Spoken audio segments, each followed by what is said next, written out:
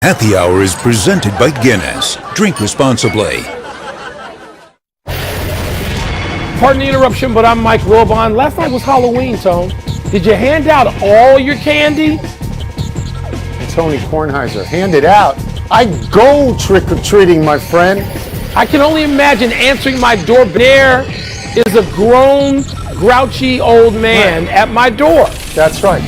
That's what I go as, a grouchy old man. Great. So I don't even have to change clothing. And I really like, Hershey's chocolate bars, and I really like no candy corn, Reese's peanut butter candy cups. corn. I hate candy corn. Candy corn, I hate come on. it. Awful. Welcome to PTI, kids. In today's episode, the Broncos trade Von Miller to the Rams. Tom Brady gets upset, and the Astros force the World Series to a Game 6. But we begin today with injury news. Derrick Henry fractured a bone in his foot, will have surgery tomorrow and could be out 8 to 10 weeks. Jameis Winston has torn his ACL and his MCL and will be out the rest of the season. Wilbon, which is the bigger loss? Tony, they're both big. Anytime you lose a starting quarterback and you've got a great defense already and you can run the ball and all the traditional football elements seem to be in place, and then you lose that quarterback, Jameis Winston, that's a big blow.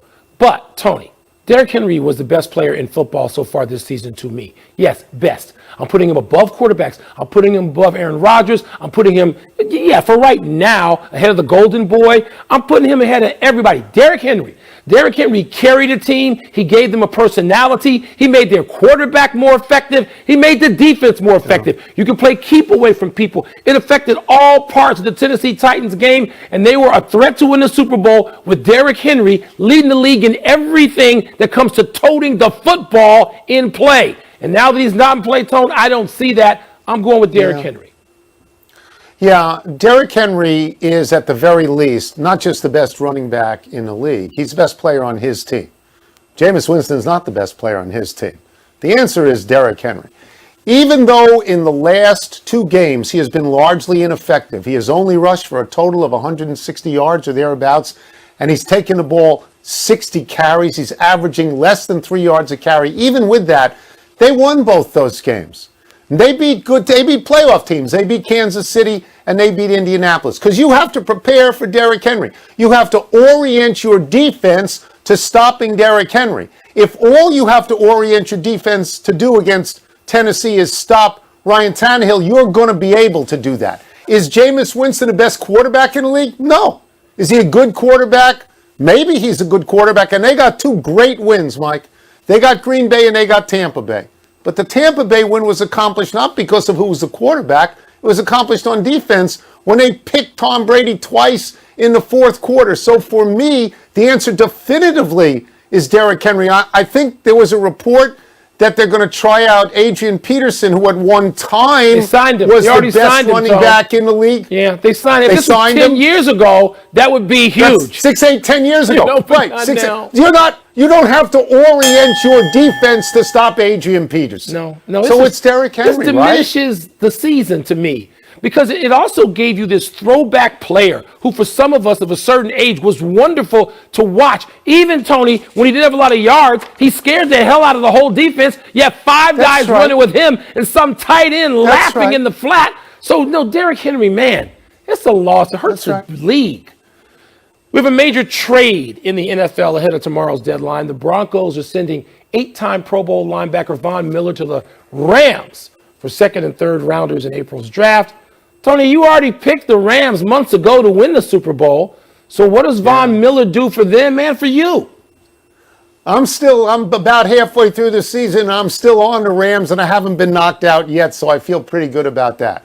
As you mentioned, he's an 8-time Pro Bowl player. I believe at one time he was the MVP of the Super Bowl, and I believe he was the best defensive player in the league at one time. So this gives you someone other than Aaron Donald that you have to worry about, right? I mean, you can't just worry about one guy. You worry about 2 guys at this point. I want to get these numbers correct.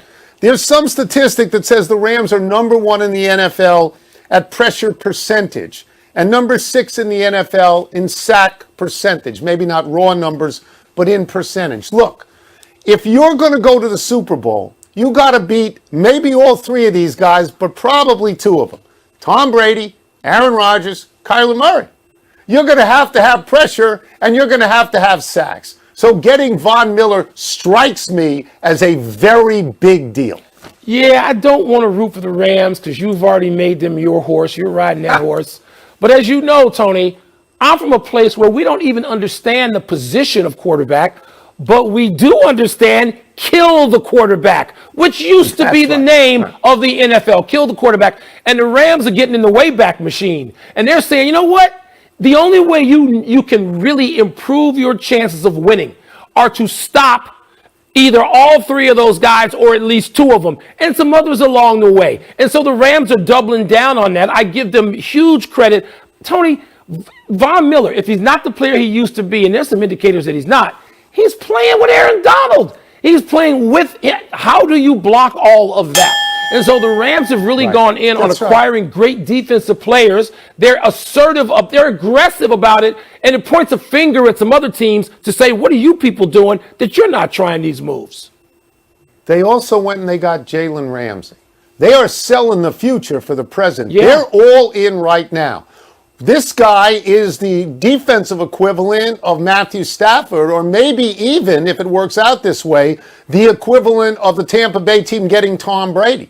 They're in play, Mike. The Rams are in play. Yeah. At least you give me that. There's no process. They're not working on the process in LA with the Rams. They're going for it. The Atlanta Braves squandered a grand slam in the first inning and eventually lost by 4 runs to the Astros last night.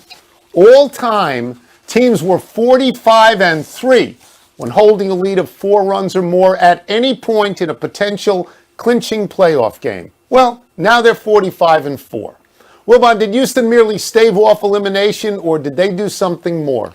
I'm not going to pretend to try to be predictive because nothing has been predictive. All these geniuses, with all their metrics, none of it has been predictive. They can't even predict that a guy working on a no-hitter and 69 pitches will even make the hill for the next inning. So nothing's predictive. And people, because of these numbers, are so obsessed with predictions, they can't even watch the action and appreciate the sport for what is happening on the field or court in real time. I don't know. I enjoyed last night. I was rooting for Dusty Baker. That's a hell of a game. It's 4-0. I turn off to watch something else. Football, some NBA. I turn back. It's 4-1. I turn back again. 4-2, 4-3. And then, 7-5. And so I'm not going to predict. I'm going to watch. How about you? Well, what I'm going to say is that I'm going to give you a recent history lesson because people say, well, Houston can go back home. Dusty Baker talks about we're going back home. Just 2019, a couple of years ago, they went back home and they lost both games promptly to the Washington Nationals, and they lost the World Series. At the moment in this World Series, they're 1-1 at home. You don't have to be a math major to know this. If they go 1-1 at home again, they lose. Okay, because they got to win both. At the moment, the Braves have their starters lined up on full rest, right? They got Max Fried and Ian Anderson. It doesn't mean anything. But Max Fried has allowed 13 runs in the last 15 2/3 innings. Ian Anderson, that's the no-hitter you're talking about. Yeah. You think that's pretty good? 5 innings of no-hitter. Yeah. What I've always liked about Atlanta is they can win close games. But, Mike, the way Houston hits, they don't have to be close games. They hit it better than any team in baseball, and this felt last night to me. This felt like something important had changed. It did to me. Tony, you talked about 2019, your team, in 2016, my team, the Cubs, down 3-1. Had to go to Cleveland and win those last 2 games, 6 and 7, and That's did. right.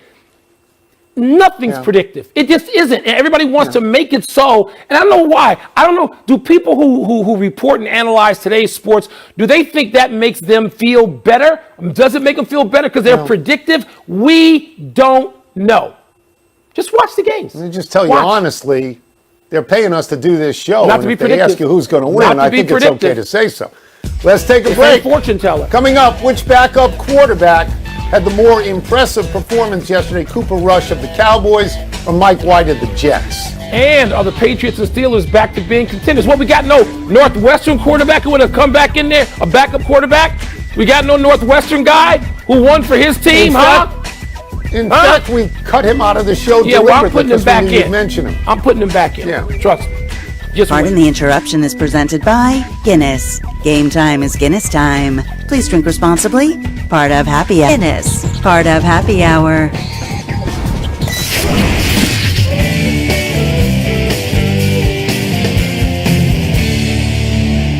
It's mail time. You ask the questions and we answer them without giving you credit by name, and that way all of you can claim that you wrote them. Let me go in the mailbox and see what's first.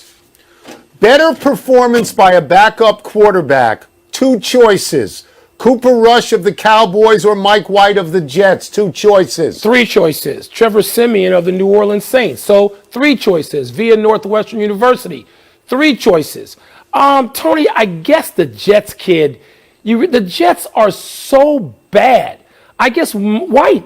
I mean, I'm clicking over yesterday thinking there's no way they're going to win this game, except I know better than to put any confidence in the Cincinnati Bengals. I know better, and yet stupidly, even in my confidence pool, I penciled in Bengals and like 11, a double-digit number. And then Mike White, who as far as I know was a former coach of the Illini, he comes in and he plays pretty darn well. Trevor Siemian, by the way, beat the GOAT and he beat the champs. So the answer is Trevor Siemian. Okay, well, he's not on the ballot. Yeah, he is. So you can Right do in. right I in just on wrote him Trevor in. Siemian.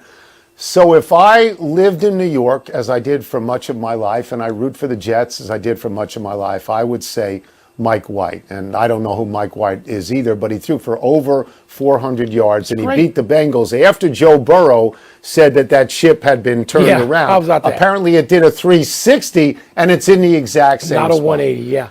But the Jets are not contenders. So the answer is Cooper Rush of Dallas, because Dallas is at least a good team and maybe a very good team, and they have now learned that they can go on the road against a good team. Minnesota's a good team. And they can win without Dak Prescott. I say Cooper Rush because the ramifications of this with the playoffs is far greater. Not really, because than it Dak is with back Mike in. White. He doesn't have a knee in a whole season. Out Dak's back in. We're not Never going to see know. Rush again.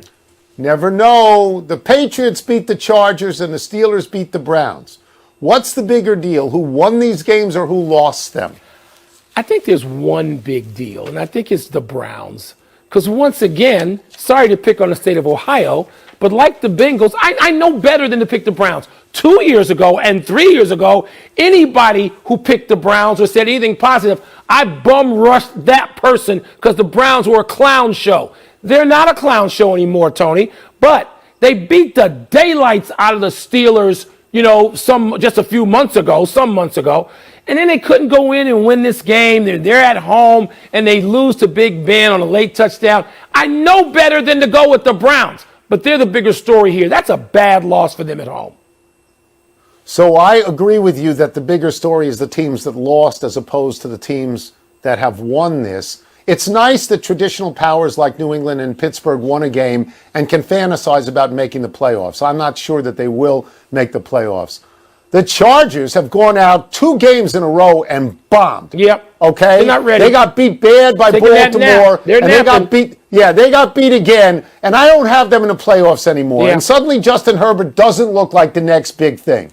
My deal with the Browns is similar to yours in this regard. I just don't want to hear about the playoffs in the Browns. I don't want to hear about that. But I also don't want Baker Mayfield to get blamed because I thought he put it in people's hands, and there were a lot of drops yesterday. So I don't think he's the villain in this piece. I don't either. I don't. But it's the teams that lost. Browns and Bengals. Get out! They stink. You obviously hate Ohio. Is the bigger story that Mel Tucker's Michigan State team won, or that Jim Harbaugh's Michigan team did not? Harbaugh's Michigan team doesn't win. They don't beat Ohio State, and they don't beat Michigan State. We've established that. That's same old story. There's nothing new there. Mel Tucker and Michigan State, Sparty, going 8-0, and I love those the all-green uniforms. I usually hate that. What do they call that? Colorway? I usually hate that. I like it with Sparty. Tony Tucker has established something there. The way they play, the attitude, the recruitment, if you follow a little bit of that like I follow a little bit in the Big Ten, he is doing a hell of a job, and I don't know whether they can win at the Horseshoe. I will root for them to beat Ohio State and sort of keep it going, get an undefeated Big Ten team close to an end of the playoffs. That's what I'm rooting for. Don't know if it can happen, but the answer is Michigan State. So I seem to recall that those uniforms are called Color Rush. Color Rush, sort of color like whatever. Cooper Rush. Color something like that. Whatever. Okay, so I'm going to hedge my answer in this regard. If Michigan State beats Ohio State, and I don't think they will. Yeah, I don't either. But if they beat Ohio State, then the answer is Mel Tucker's team, because that means they're going to the playoffs. Yeah. And that would be a very big deal. Yeah. In the absence of that, the answer for me is Jim Harbaugh. I like Jim Harbaugh. I think he's good for college football. But he's now, I believe, 2-13 against top 10 teams and 0-6 on the road. And it just feels you have to win that game. You're up 30-14. Yeah. You have to win that game. And you don't win that game. Doesn't win it. Feels like the Never bigger does deal to anymore. me. It's got to win it. Enough email. Let's take one last break. Still to come. Will the Chiefs struggle against the Giants tonight? He's losing so much and late. He's ready to be the Bears coach now. Can't beat anybody. Should the champion Bucks be concerned that they've lost 3 in a row and fallen below 500? By the way, how can Wake Forest, undefeated top 10, allow Kenneth Walker III out? How could you get rid of him? How could you let him leave? Yeah. What? Please drink responsibly. Part of Happy Hour. Happy time, people. Happy 70th birthday yesterday, Nick Saban. What's the difference between college football and the NFL? Nick Saban. After leading LSU to the national championship, Saban took the open coaching job with the Miami Dolphins. He was totally ordinary in Miami, 15-17 in 2 seasons, and he quit to take the job at the University of Alabama. At Alabama, Saban has been the greatest college coach of all time. In the words of LeBron James, Saban has not 1, not 2, not 3, but 6 national championships in Tuscaloosa. His current team has 1 loss, but is pointing towards an SEC championship game against number 1 Georgia, where a win would certainly put Bama in the playoff. Tony, like Baker Mayfield and Tom Brady, Saban has these commercials which really seem to soften his image.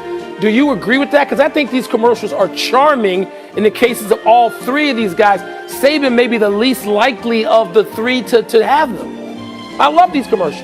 That thing with the duck? Yeah. You like that? Yes. Really? I like Saban's role in it. Happy anniversary, Derek Jeter. Very early on this day, 20 years ago, in a game that started on Halloween night, Jeter hit a walk-off home run in the 10th inning to beat Arizona just after midnight and tied the World Series at 2 games each. With that shot, Jeter earned the nickname Mr. November to distinguish Jeter from Mr. October, Reggie Jackson. Later that day, Byung-Hyun Kim gave up a game-tying homer to Scott Brosius, and the Yankees ultimately took a 3-2 lead in that series. But nobody remembers that because Randy Johnson and Curt Schilling stifled the Yankees in Games 6 and 7 to win the series. Tony, I wonder sometimes, even living part of my life in Arizona, if people remember that the Arizona Diamondbacks, who've been irrelevant mostly since, won a World Series, beat the Yankees to win a World Series. It seems like that's been forgotten to me anyway. Hope it isn't forgotten. I agree with that. Nobody remembers that at all. No. Happy trails, Gary Patterson. Patterson is out at TCU after 20 years of coaching there. School officials asked him to finish out this season, and Patterson apparently told them to stick it. TCU lost on Saturday to Kansas State to drop to 3-5 overall and 1-4 in the Big 12. But Patterson's time there had been filled with successes TCU had not seen in decades. Patterson was 181-79 at TCU.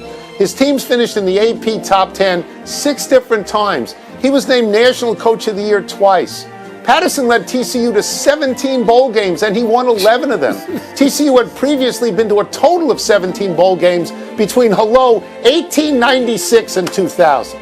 Okay, Patterson was 21-22 the last 4 years, but it feels like he got hosed, no? Tony, I root for the purple schools in addition to my own, Kansas State and TCU.